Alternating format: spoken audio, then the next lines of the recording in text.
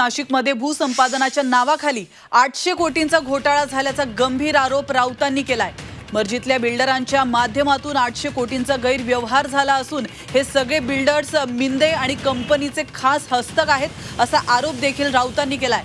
तर बिल्डरांना भूसंपादनाच्या नावाखाली 800 कोटी रुपयांची कशी खैरात केली याचा खुलासा करणार असल्याचा इशारा देखील राऊतांनी दिलाय।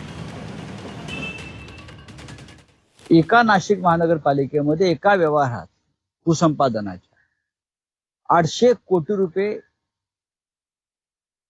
गैरमार्गाने गोळा केले।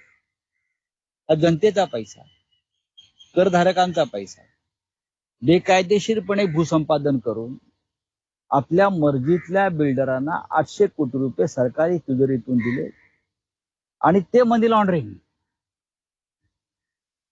हा पैसा मग हा जो शिवसेना फडणवीस गट आहे त्यांच्याकडे कसा पोचतोय हे मी 2 दिवसात तुमच्याकडे पुराव्यासह देणार। सगळे बिल्डर हे या मिंदे आणि कंपनीचे खास हस्तक आहेत।